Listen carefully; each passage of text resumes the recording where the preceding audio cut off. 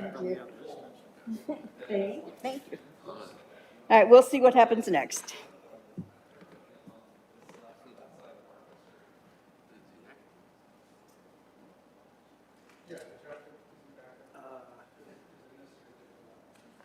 I might ask, I'll send an email, I might ask if we could move our meeting in Syracuse up to 11:30. I've got something else at 12 that I might jump on.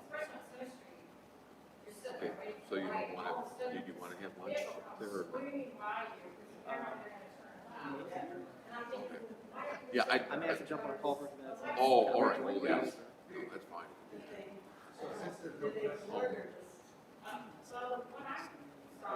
What, are you gonna kind of give them the TIPCO update? I can give a high level update, maybe turn things over to you. Do we talk publicly about that? Or an update? Yeah, that's really my main, the second reason I was here today to ask them about it. Make sure they explain how this is kind of a little bit of a two-step dance. And it wasn't going to officially ask them to tell you that they could. They're willing to do it. That's what this officially does. That's right. That's what talking about you being there at the annual meeting.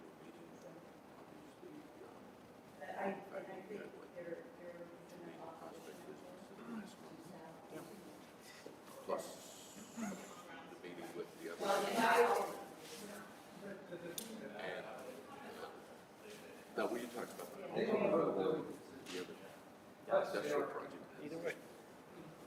I was going to try to stay away from that. They're telling us here the options. Just had a meeting with Matt Sanders. Just now? Yeah. And it was really useful. It kind of came up with a bit of a plan how we might streamline the process with the planning commission on projects, that is preliminary. Ready? You say when you're ready. Okay, we'll call the meeting to order. The first order of business. This meeting is being recorded. Okay, first order of business is the approval of last month's minutes. And I was here, so I will make a motion to approve. Okay. Adam and Doug were not. Do I have a second? You, Can we second? no, if you weren't here, you need to abstain. Can I? You're going to have to. I'll yes. second.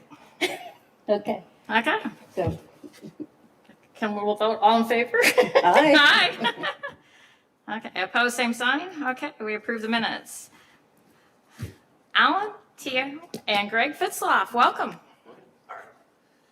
All right, excellent. Good afternoon. Pleased to be back with you all in person Yeah. and online here. So, it's been a great year at KEDCO because we've had a fantastic team with Greg and Susie and others keeping things moving. There are now 10 of us on the team, so I'm really pleased we're able to put together that kind of a team and capacity to support the commission, the county, and all the entities we work with throughout the county. So as just a reminder, I guess today, from my side of kind of where we're focused, I might share a quick report there and then ask Greg to provide a few updates on some specific projects that we're involved in as I'm getting back into the swing of things.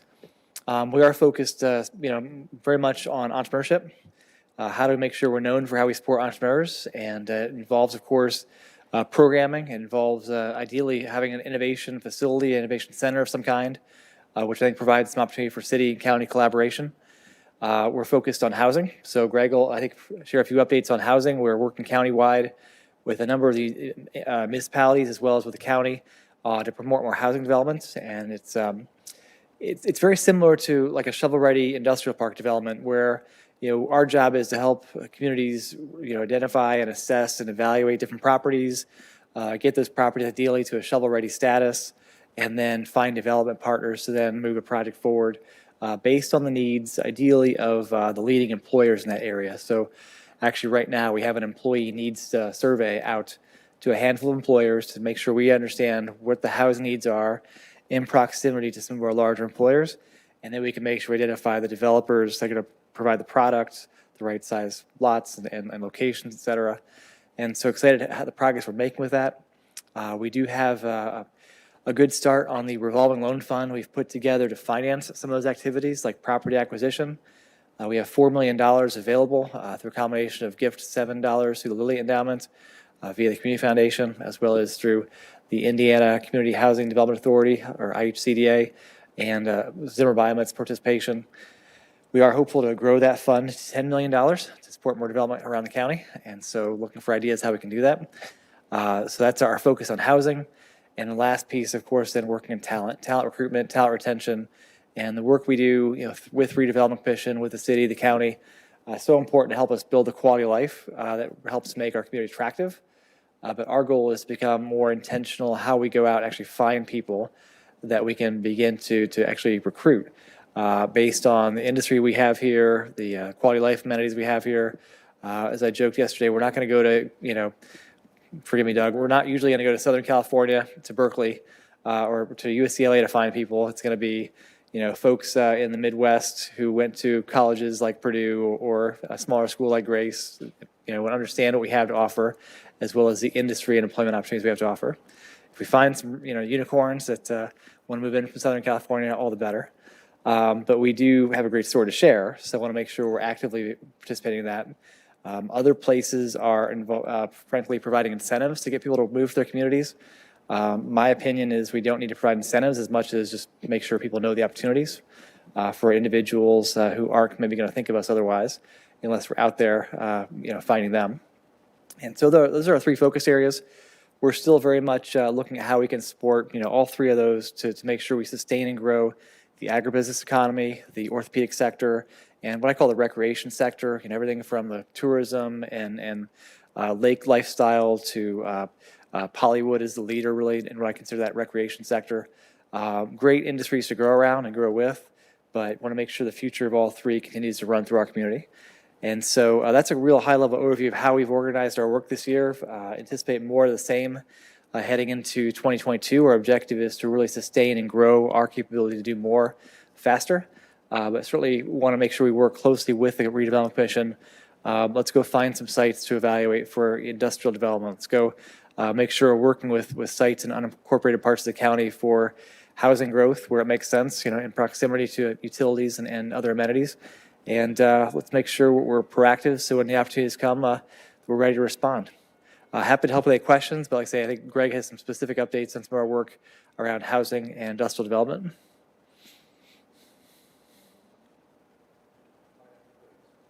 All right, cool. Hey, yes. And again, thank you. Really wanted to just kind of give you an update on some of the major events happening with KEDCO over the last month. And you've already seen the first one. Alan has returned, so that has kind of changed things for the much better for us. I guess in part of our minds we feel kind of bad because he came back and we kind of strapped him to the treadmill and turned it on, and he's been pretty much going nonstop since then. But we're also, as I talk to different groups, appreciative of the patience in some cases and the willingness to work with us as Alan was gone. I know it was a change in many cases, and sometimes we had to switch things up. So when that happened, people were inevitably willing to go along, understanding, and we do really appreciate that as we kind of get back to what hopefully will be our normal. Really, this last month with KEDCO, had our annual meeting. Several of you have attended. We had a great attendance and a great program. We really appreciate that as we highlighted some of our achievements for the year. Also, in terms of economic development, during the last month, we had two major industrial prospect visits, one for the Warsaw area and one for the northern part of the county that we spent a lot of time on, as well as a new company moving into Silver Lake, a company called Home Designs, which has purchased the Old Wabash Valley manufacturing facility. Don't know a lot about the company. They have had a facility in Wabash, so they're taking over that facility too. It's Malaysian owned headquartered company that does furniture manufacturing for big box retailers, primarily apparently Costco. And that really about what we know right now about that situation. So we've worked, Alan has worked primarily over the years with the broker. I'm probably going to suggest that now that he's back, is, you know, that Malaysian-owned headquarters is probably a good time for maybe one of us to take a trip to their headquarters, and maybe I would volunteer to do that. But up to this point, he's kind of remained non-committal in terms of that, so I'm not sure where we're going with that. As I mentioned, the other thing I've spent a lot of time on, and KEDCO continues to spend a lot of time, several members of the KEDCO team, in terms of the housing projects around the county. Just a quick round the county, Milford is that project. We have a purchase agreement on the piece of property in Milford.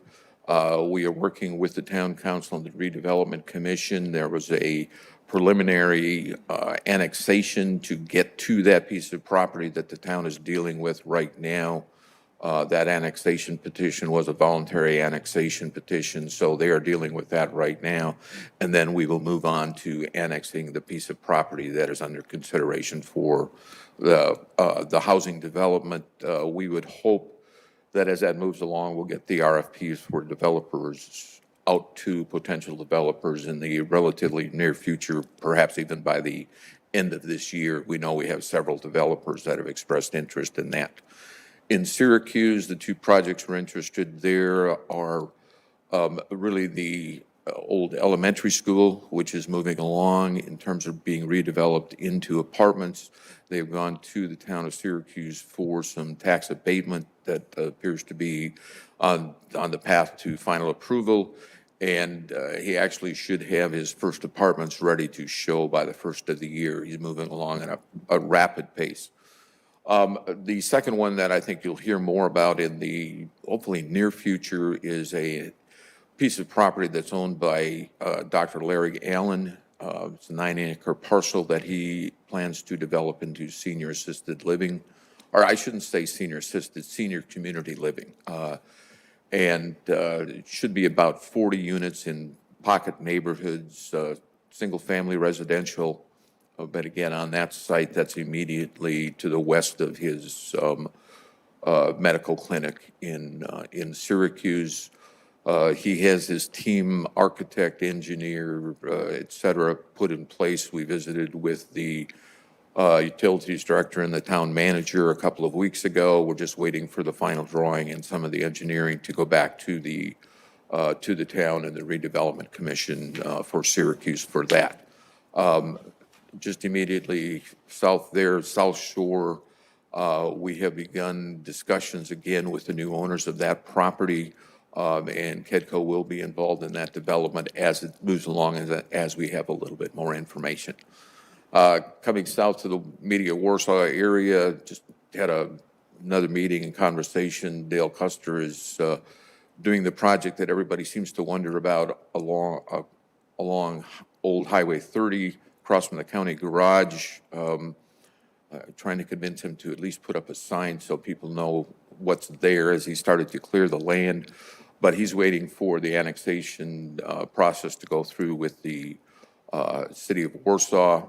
It'll be a roughly 100-unit development, and he's got, again, the engineers developing the final plans for that. You hear more about that as that goes to the appropriate bodies there. Pierceton, waiting on the final appraisal on a piece of property there so that will be a swap with the town. Claypool, again, have a 30-acre site that have a tentative agreement with the property owner. The issue there, quite frankly, is the sewer capacity in Claypool. They are in the process of getting a grant for another wastewater pond. As soon as that goes through, we'll be able to move ahead with that property. Probably the other one to make note of, because it's really a specific request, is Etna Green. We've been working with the town of Etna Green on actually two projects. One is more of a commercial and possibly industrial project, but more specifically a housing project on a piece of property that would be adjacent to the town park in Etna Green. We've been looking for property in that area for probably 6 months, talked to 7 or 8 property owners, kind of settled on this one. Etna Green does not have a redevelopment commission, and as we go through the process of setting up a tax increment financing district, a residential TIF for that area, they will be requesting or asking if the County Redevelopment Commission, if this body would be willing to act as, on their behalf, as their agent for this. So it's always a little bit of a two-step process. They asked me to approach you to see if that's something you would be interested and willing to do. And if that's a positive response, then at their next meeting, they will pass the appropriate resolution naming the County Redevelopment Commission as the redevelopment commission for this effort. We would sit down with this body at that point, go through the beginning of the creation of a residential TIF in Etna Green. Doesn't have to be site specific, but the process, normally that issues we might have to deal with in terms of who's going to do what, but in this case, both the Redevelopment Commission and Etna Green both use Baker Tilly. They would be the ones that would do the housing study and also pass the 1% housing test that needs to do and kind of work through the financials with you. So there wouldn't be any conflict in terms of who's using who's, et cetera. If we got to the point where there was a bond counsel or something needed, that's certainly something we could work through with.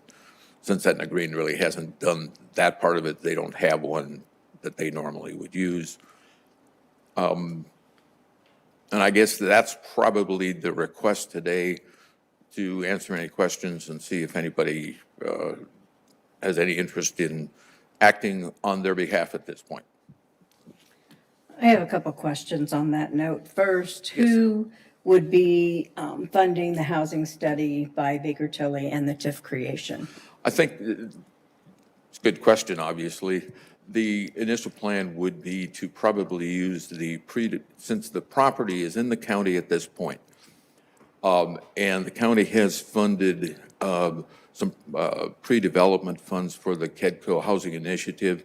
Plan would probably be to use that housing pre-development fund to do that. At the point that the project went ahead, then that fund would be replenished through either the TIF or the development fees. Okay, so we'd use the housing pre-development fund that's already in place. We haven't utilized any of those funds, have we, to date? Alan, do you recall? Or Greg? I know that we set aside money, but I don't believe we have accessed that money. Am I thinking correctly? The housing pre-development, we actually have allocated some of that toward the South Shore. Okay. Due diligence on South Shore that really helped frame out what's possible with that redevelopment, with that property. Okay. And so, and there's still a role for us as a group to be involved in that redevelopment. But yes, I'd say of the dollars top of mind right now, but a good deal that has been allocated. You say it has been allocated? Yes. Okay. Has been utilized. Greg, the housing study would provide what information? The housing study for Etna Green specifically is a requirement to set up a residential TIF. There is a housing study needed. Again, what Baker Tilly and London Woody have both told us is that the existing county housing study will form the basis of that, so there isn't a lot of additional work they would have to do. The 1% test is really based on the number of new residences built in the community over the past year for the three past years. That's really something that, quite frankly, collected by the county. So they simply the county would actually be certifying that. So it's a fairly limited engagement with Baker Tilly.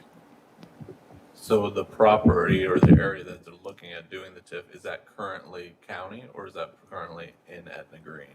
Or is there a annexation here? It's currently in the county and it would be annexed at some point in time.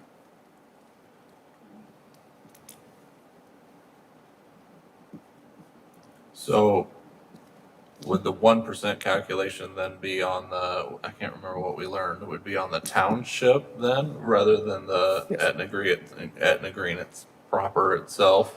Either way, Apparently. I think you're gonna meet the requirement, I'm just, yeah, Yeah, yeah. it, Or the annexation would happen first, and then it would calculate on Right. the town? Yeah. Okay, okay. and actually, it's an interesting question. That statute reads, in this case, it would, if it's in the county, it would be for the entire township. There seems to be some, as always, some slight difference of opinions. If the expectation is that it would be annexed into the town, then maybe you could get by with just the town. But in Gotcha. either case,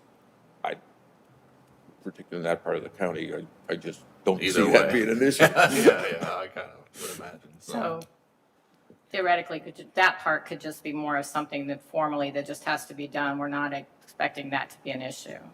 Correct. And there's a TIF district that way. There is a traditional TIF that comes out to the, actually what would be the east edge of Etna Green at this point. So we could just enlarge that TIF versus creating a new TIF? No, it would need to be a new TIF because it would be a residential TIF. So, yeah, it would be separate, okay. The other one is, okay, understood. Is the location on the east side of Etna Green, did you say, Greg? It's on the west side of It's on Etna the Green. west side of Etna Green? Yes. And how many acres did you say? Think that just slightly under 19 acres. Okay.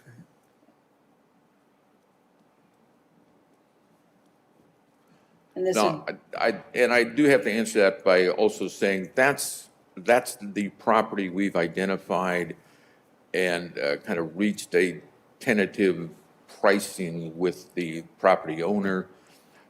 There is another piece of property that we are still looking at as a possibility that might have some advantages. That property wasn't available in the past, and it may have become available now. So since this TIF process at this point doesn't have to be site-specific in terms of the exact piece of property, we can move ahead with that, and should that targeted piece change as we go along, it really isn't going to make any difference in the process. Also, I'd like to make sure that, I think as we, working in a town as small as Etna Green, it would be nice to have a second or third alternative so that not everybody in the town knows exactly what we're doing right away before we actually get it. I think it's, we were negotiating on one piece of property earlier this year, and the entire town assumed that we had already purchased that property and couldn't figure out why we were talking about purchasing another piece, and had to explain that we don't purchase any property until way down and during the process. maybe this circling back and asking you to repeat a little bit, but just maybe refresh it a little.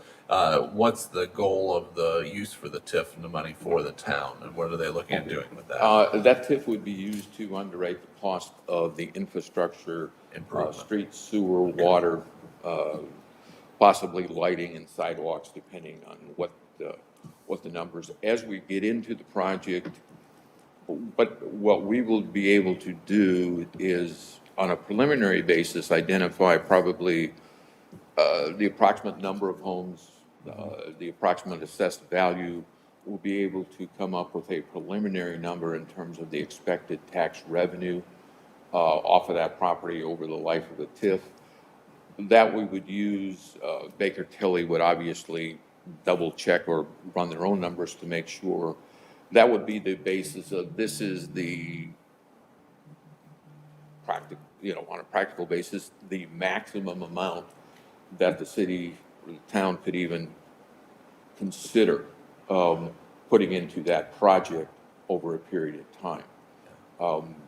The town certainly isn't going to be in a position where they can pull money out of other sources or their general fund to do it, but they may be able to fund a part or a significant portion.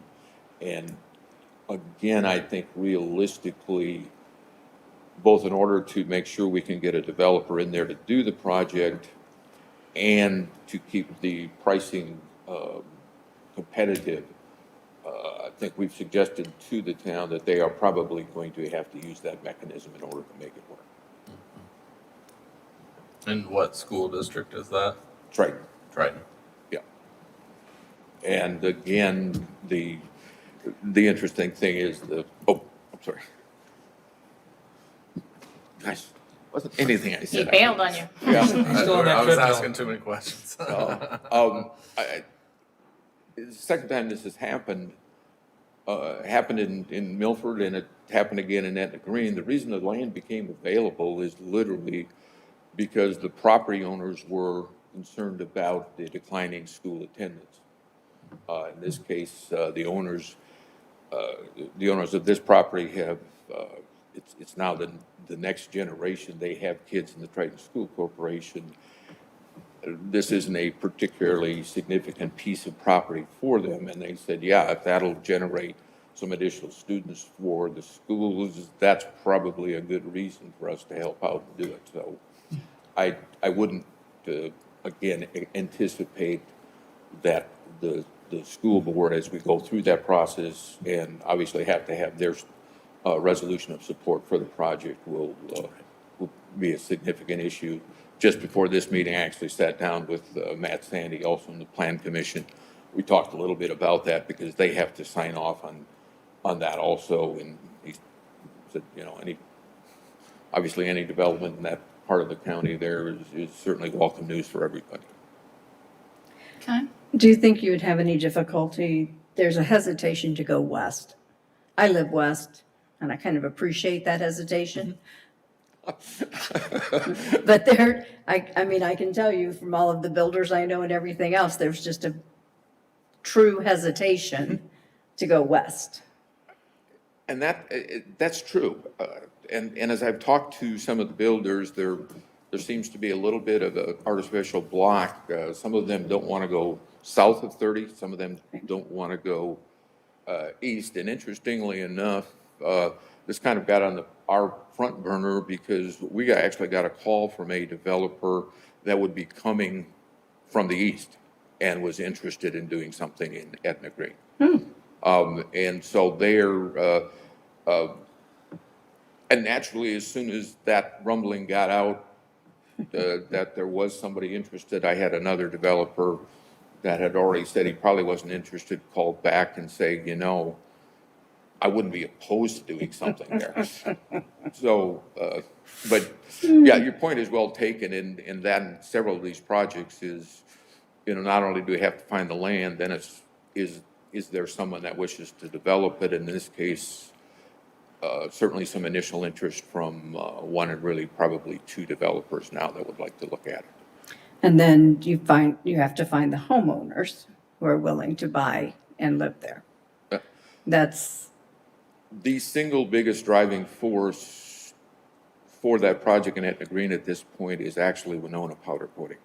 okay. Is what, I'm sorry? Winona Winona powder powder coating. coating. Jamie Visker, he was at the last town council meeting, very strongly supportive, encouraging in the process of working with their own bank and some programs in terms of some possible home buying incentives that he could offer his employees. But he was very open about the fact that, yeah, he obviously Gulfstream out there certainly has employees.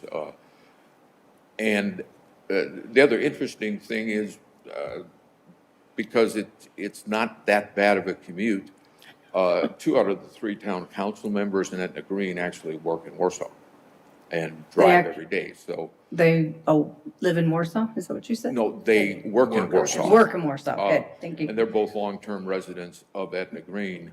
So they they obviously see that as a, easy, and for our purposes, when we talk within a 15-mile radius, or 15-minute drive, that certainly even fits within that for most of the major employers. So, Okay, how do we find out how much of the money that was allocated for the housing fund has already been allocated to South Shore? I will find that out. Okay. I will find that out, get back to you. So what are you looking for from us? Pretty much just doesn't have to be real formal, just an informal. Is that something you would be willing to take on behalf of the town of Etna Green to serve as their redevelopment commission for this project? And for me, it's going to boil down to dollars. Do we have the money that's already been allocated because our budgets have already been set for 2022? But from And- a financial standpoint, where's the county's commitment and all that? I mean, what's our financial skin in the game to act in that capacity? There isn't really any financial commitment Yeah. from the county. That was my point. And I think in this case, because that pre-development money was allocated, I certainly can't give you a cost for Baker Tilly. I know when they have done something like that in the past on other projects, it's been in the $3,000 to $5,000 category. Okay. It would be anticipated by the town of Etna Green, because they had asked the same question, that if it doesn't come out of that pre-development money, it would be obviously their expense. And they would, just as, Then that makes this the no-brainer. yeah. I would make a motion that the redevelopment commission would support serving as the redevelopment commission on behalf of the town of Etna Green, with the stipulation that there is either money in the allocated redevelopment or the allocated housing fund Right. through the commissioners. And if there is not funds, then the town of Etna Green would stand that expense. Right. Okay. Do I have a second? Yeah, I'll second that. Yeah, that sounds great. All in favor? Aye.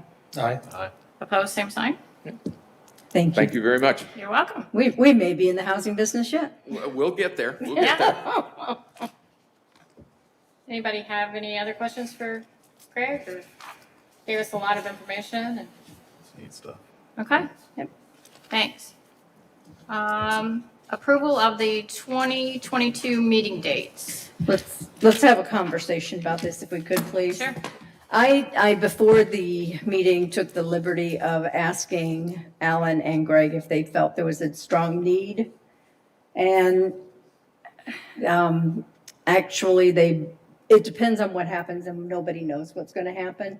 But we know that since we've implemented monthly meetings, we've not had a quorum. We haven't had full attendance yet since Right. then. I just see it as an ongoing challenge. Alan's thought was we can go ahead and advertise it and then cancel. I said, then we're still paying the price.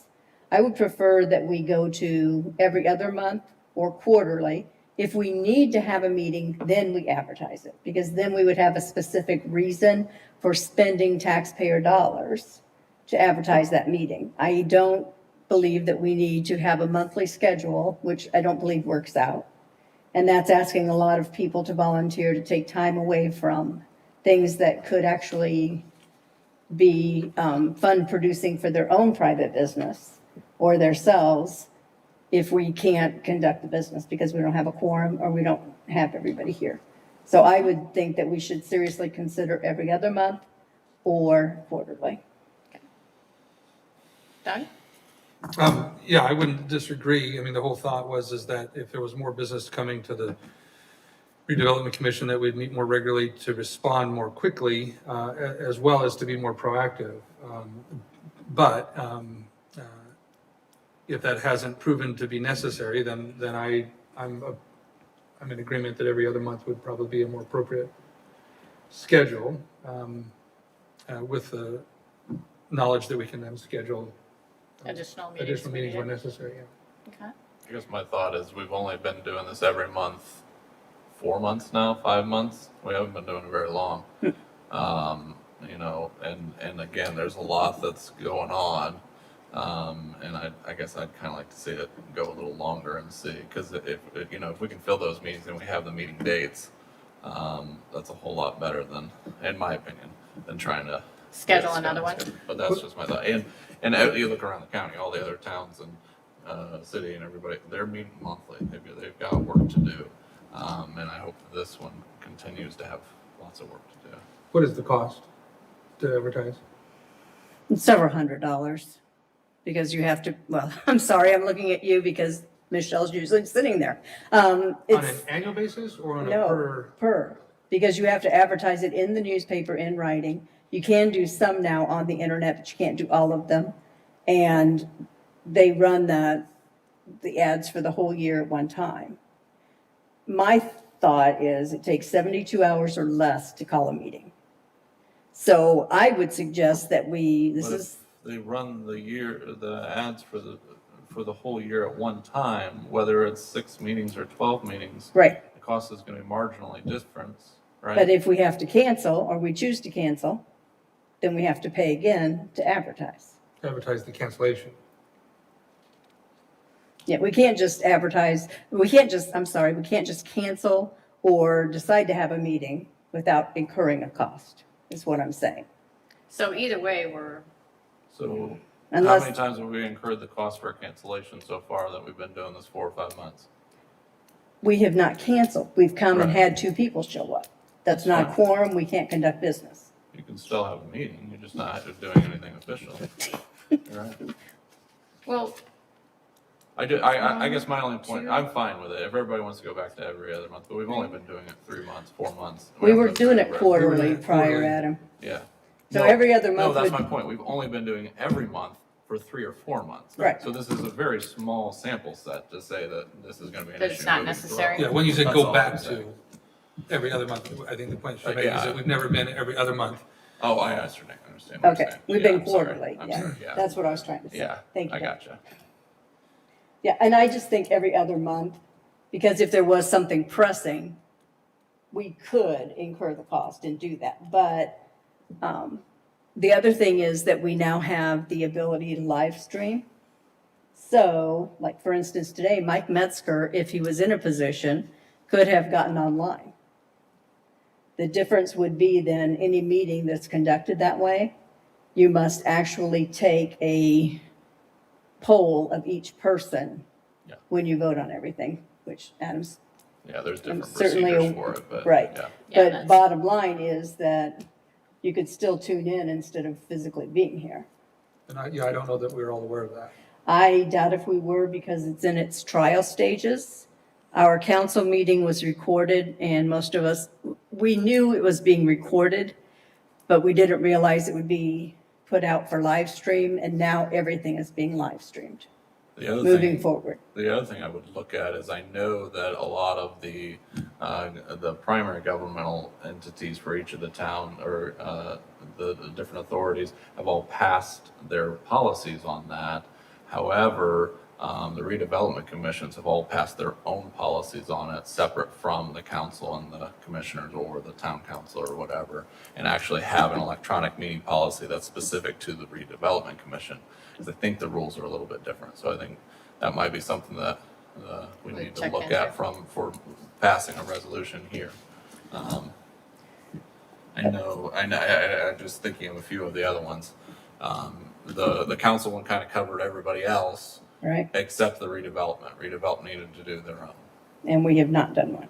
Well, not that I recall, but I also missed the last meeting, so I'm. No, it's I don't fault. believe that I honestly don't think we have done one. Yeah, no, I don't think we have either. I was gonna, Would you be willing to, excuse me, are you aware of of any other entity that you could borrow their redevelopment commission? oh, yeah, I mean, And it's then a we standard, it's a standard. Everybody across the state's using the same policy, pretty And much. Then you Because it's could, right in the statute. we're scheduled to meet in December, am I correct? we are.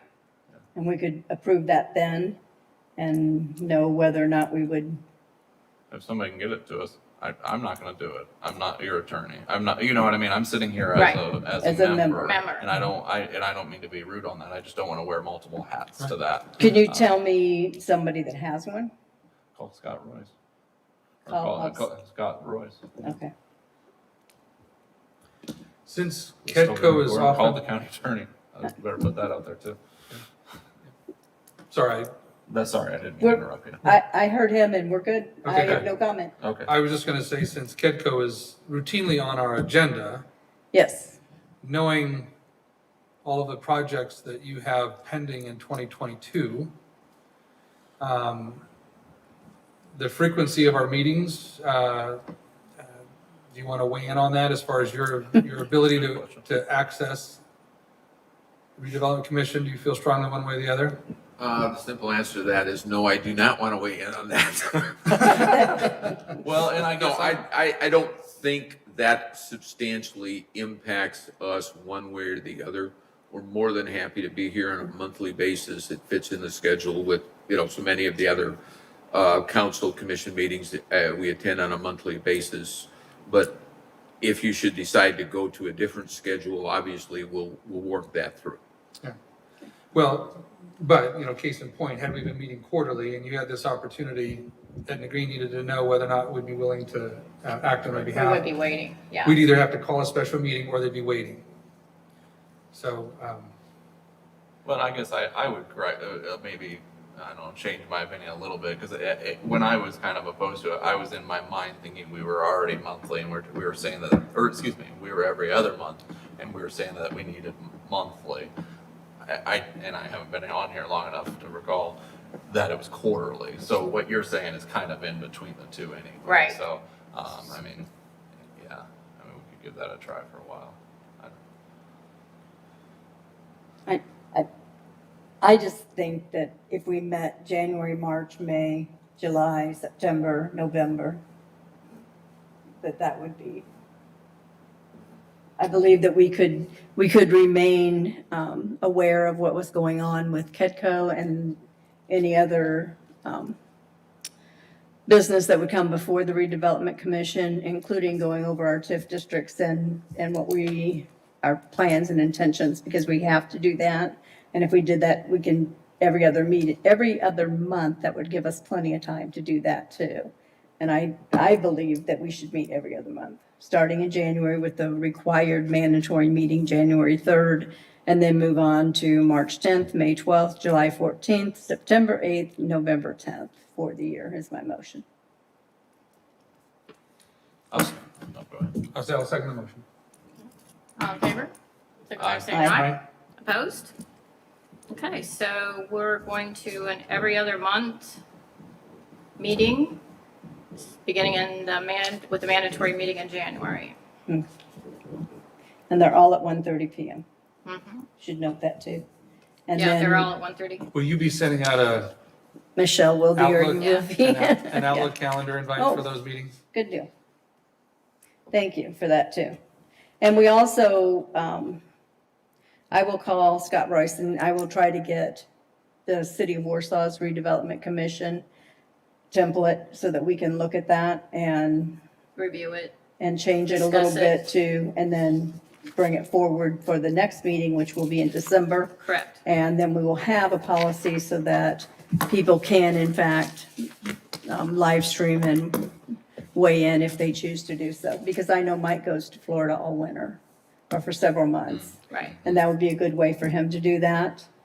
So there are a lot of good There is things some about that. rules in there with regard to, like, only so many consecutive meetings can you live stream as well, if I remember right. So there's some other There is- requirements there You mean too. per person? Yes, Okay. it's per person. So Now, if, but those rules all check out if you're sick or something like that. It doesn't count. You know what I mean? Right. You can still I think attend it's or something. two like that. consecutive. It's two consecutive with no excuse, essentially. Yeah. I think is what it is. I But I think so. think then if you have a sickness or illness, then it's okay. You need a can doctor's do note. more than- Yeah, exactly. Yeah, you need your mother. To Sorry, sign not off to on share germs. that. Yeah, exactly.